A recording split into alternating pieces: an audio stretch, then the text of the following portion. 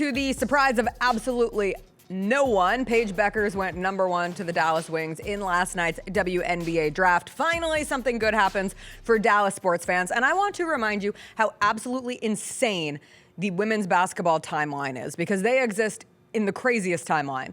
On April 6th, UConn won the national championship. On April 13th, a week later, UConn had their victory parade for winning the national championship. And then on April 14th, yesterday, Paige Bueckers went #1 in the WNBA Draft. That is insanity. On May 2nd, she will play her first preseason game when the Wings face the Las Vegas Aces. Less than a month overall for all of those things to transpire is crazy. It is yet another #1 pick to come out of UConn. Paige Bueckers joins the greats of the past. And now she will go forth and be expected to be a franchise changer for the Dallas Wings. I will say, going through that whole schedule situation, CJ, it is a reminder of why there is a very necessary acclimation period for these players. We saw it last year with Caitlin Clark, with Angel Reese, with all the rookies. We see it every year with the rookies because the swoosh nature of going from being a college player to a professional player in women's basketball is unlike any other sport that we see. It is absolute insanity. But it's exciting. Oh, it's such a quick, fast turnaround. So fast. You go from being a really, really good collegiate player to literally fighting for your professional life in the span of a month and a half. There were players drafted last night in the first 2 rounds of the WNBA draft. How many teams is it? 14, 13? 13 next year, 14 the year after. 13-team draft. 13. The first round is top 13 players coming out of college and from overseas. We got to talk about this one chick from overseas, by the way, in a moment. And we have to talk about 2 chicks from overseas. But some of them won't make rosters, which is insane to me. It's great that they've gotten the expansion teams coming in because the talent is very clearly there. But some of these players selected, especially in the second round, might not make rosters. The Wings also grabbed a couple of players later in that draft. They got one of the players from Ole Miss. Mm-hmm. They've got the big from Baylor. They got Quinterly.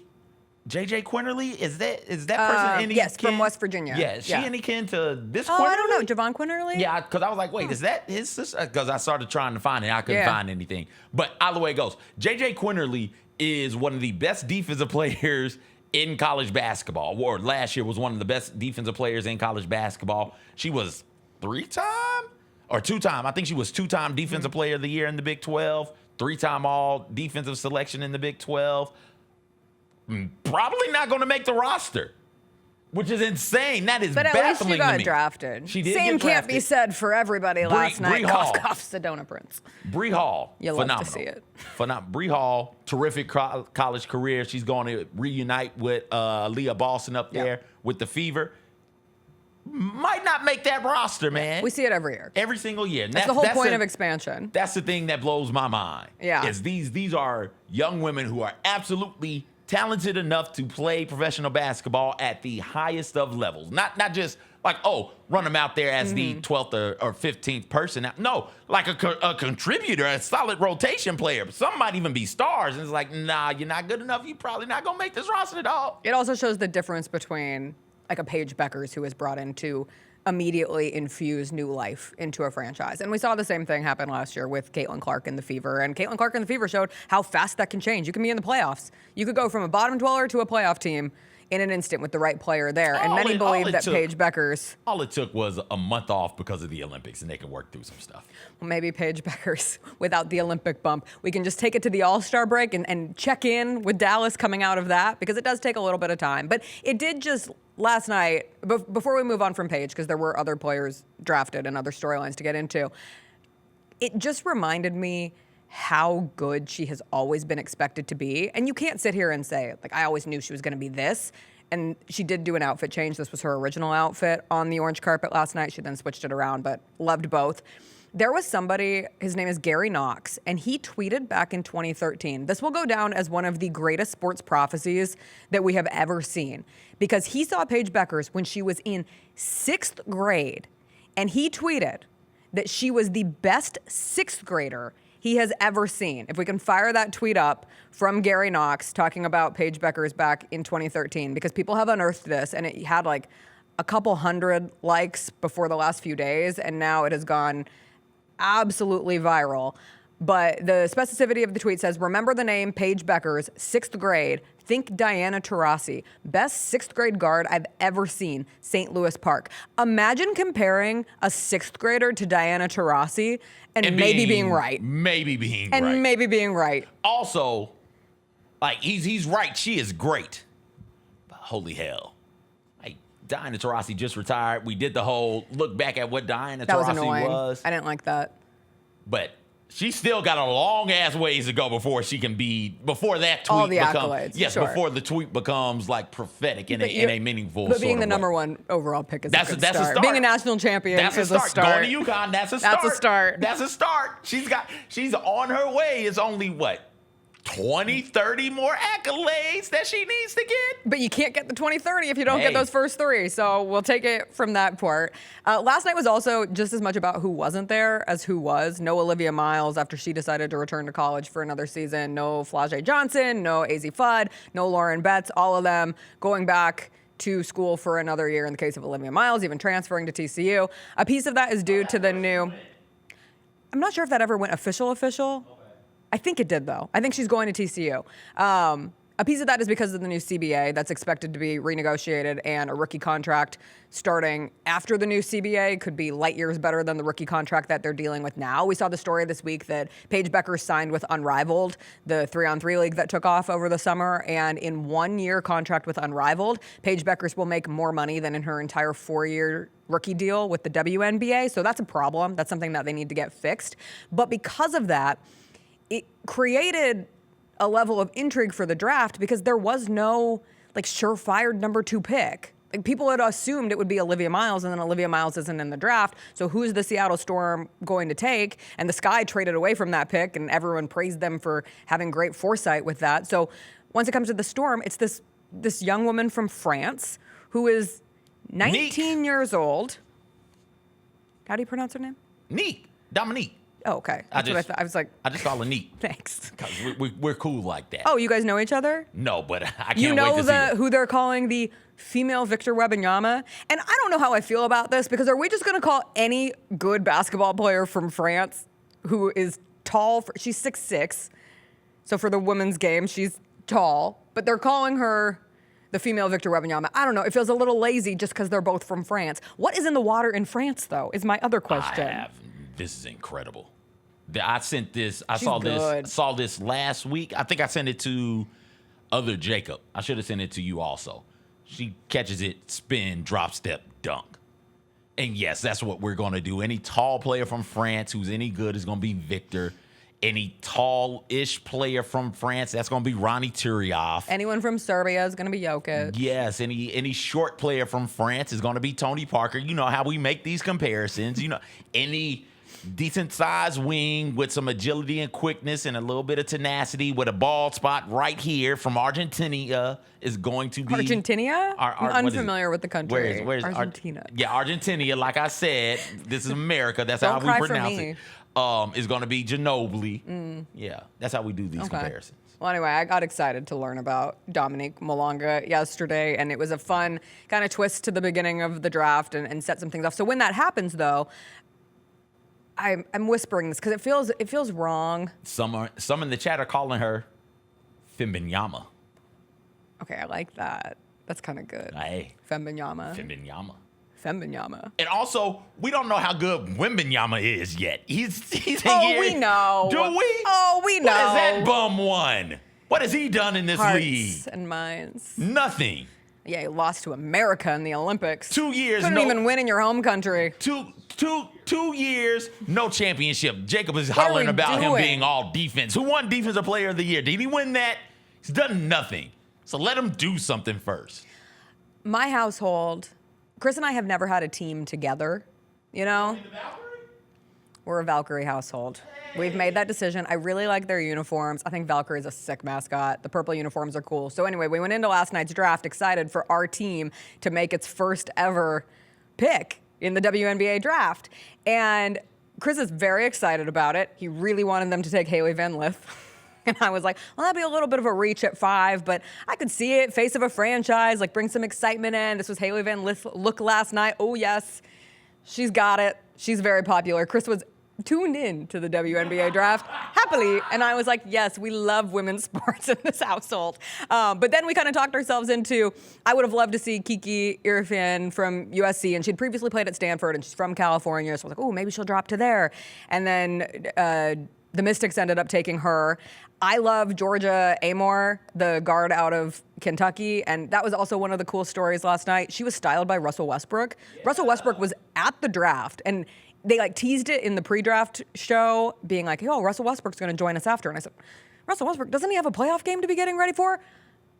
I will take it all back because I thought it was very cool. Obviously, he's made a lot of gains in fashion and he has his own fashion line, but he's created this friendship with Georgia Amore and he styled her for last night's draft, which was fun to see their partnership. The Valkyries don't take her. It comes time for the number 5 pick and you have all these names in front of you and they're like, with the number 5 pick in the 2025 WNBA draft, the Golden State Valkyries select who? Like, I'm trying. This is my new team. So her name is Yusta Yochita. Is that what you got out of that? I got just Jate. Well, it is Yusta Yochita, and she is from Lithuania. And there's kind of like a, what?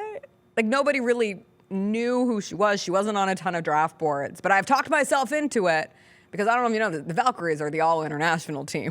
They took 7 international players in the expansion draft, which is the most of any other team. And now they have this girl from Lithuania who has been playing professional basketball since she was 14. Like, she made her Lithuania team debut, I think when she was 13, but then she played her first pro game when she was 14. And she's 6'1", she's a combo guard. They're already saying she has all-star potential. She wasn't at the draft. She was in a little room, and she pops up, and Chris goes, dog. Just based on what she's wearing, dog, right there. That's where we're at. So that's the win. But what's funny is the player that I really liked, who I considered maybe a little bit of a reach at 5, but I wouldn't have been mad about in that situation, was Shy Sellers from Maryland. And the Valkyries got her in the second round. So she falls out of the first round, and it's a win for the Valkyries and for myself. Thank you so much. Wow. On a day that the Grizzlies are playing the Warriors, my husband just walked in the studio, and you would think that he has never worked in television before. The camera's always. Well, actually, it's not. It was in the wrong place this morning, so it's fine. No. He can come on during the commercial break. I'm finishing my Golden State Valkyries with Shy Sellers, who was awesome in the game against Alabama in the Sweet 16. So that was fun. And then they ended up taking Caitlin Chen out of UConn after Paige Bueckers said, please draft my teammates. And 2 of her other teammates from that UConn national championship team got drafted. So that was fun. Hailey Van Lith ends up going to the Chicago Sky. So that's a reunion with Angel Reese. That Fever Sky rivalry just gets more and more anticipatory. Not just from clearly, from the Reese-Clark piece of it, but Van Lith and Reese versus Boston and Bree, like that matters. That's gonna be fun. I don't think it's probably the best she can make it. Mental health situation for Hailey Van Lith, who has been don't be online, kid. Awesome with being open about her mental health in that journey, and like her vulnerability has been really inspiring. But I would imagine she saw some ghosts when they took her with that pick, because she's gonna have to play Caitlin Clark no matter where she goes. I know, but to do it with the team that LSU year for her was an ultimate disappointment. Like LSU coming off the national championship, they add Hailey Van Lith. Oh, they're a super team. Oh, they're guaranteed. And then Hailey Van Lith becomes a meme in the Elite Eight. Ultimate disappointment? For her. I said for her, in her journey. Like I think that was I don't even guess that. That was a big drop-off moment for her. And then having to fight back and re-find herself. In the Elite Eight? Yeah. I mean, she was punked, CJ. Everybody's getting punked by Caitlin Clark. What do you mean? Punked. Everybody's really. Who stopped Caitlin Clark? She's literally a meme. Everybody is a meme trying to guard Caitlin Clark. Yeah, but Who not is everybody it? is actually Who the is it? meme. She is the meme. Caitlin Clark pulls up from daggum Minnesota some damn where. What are you supposed to do? Yeah, I don't know. You just kind of go, that's Caitlin Clark shooting from the damn blue moon orbit or whatever the hell that thing is that they sent the people in yesterday. What are you supposed to do? You got to just shrug your shoulders like, oh, okay, whatever, all right. Like, that's just a hooper right there. What am I supposed to do? I'm going to start calling it the blue moon. What's it orbit. called? The blue orbit? What is it? Blue Origin. Yeah, that one. Women went to space yesterday. Exactly. It was That's a why I big didn't day pay it any attention. for It's us not guys. March. I don't have to I pay also attention. didn't pay it any attention and would like I'm to done. unsubscribe from that version of Shiro stories. They made space yesterday. They took up space, excuse me, yesterday. I know. Katy Perry took a daisy up there. Oh, an actual daisy? Did you not watch the full video? Just, no. God. No. I sent it to CJ. I said, this video makes me not want to be a Was woman it, anymore. I thought it was a paper mache daisy. No, it was like a little flower. Oh, I remember that. The little like- white joint. And then she sang. And on that point, I would have been like, bye. How'd I go? Why would you off yourself when you could just kick her in the diaphragm? I don't know how that stopped works singing. in zero G. What do you mean? Could I, like, if I'm floating, If could you're I floating, angle myself where I'm kicking her appropriately? I think it would be better for you to kick somebody in zero G, especially with your Achilles situation. Oh, don't talk about my Achilles. My heel's been a little sore. Oh, no. I know. Don't jinx no. it. Anything else from the draft that mattered to you? Just good luck to everybody out there. Did we show Kiki's outfit? Kiki. Can we show Kiki's outfit really fast on our way out? Because it was my favorite of the Was night. it She looked like a princess. Oh, This, yeah. Stunning. not Nigerian inspiration? There were a couple of those types of things where American players, but from other countries. Kiki's fit, incredible. Whole breakdown about what it means in Nigerian culture. I forget the Samoan young woman from yesterday. Oh, Pow Pow. Pow Pow. Her fit was like, oh, you. Or wait, no, I'm sorry. No, Pow Pow Pow Pow's was at already- home, yeah. but she's. Pow Pow might have had the fit. I don't know. I'll figure it Okay. out. But yeah. Well, also Caitlyn Jen was the first. I know she was the first Filipino player to win a national championship, so I'm gonna assume and make the reach that she was the first Filipino player to be drafted in the WNBA draft, and she did it by the first Japanese general manager with the Golden State Valkyries. That's my team, everybody. The Jessica Benson Show with CJ Hart, live every weekday at 8 a.m.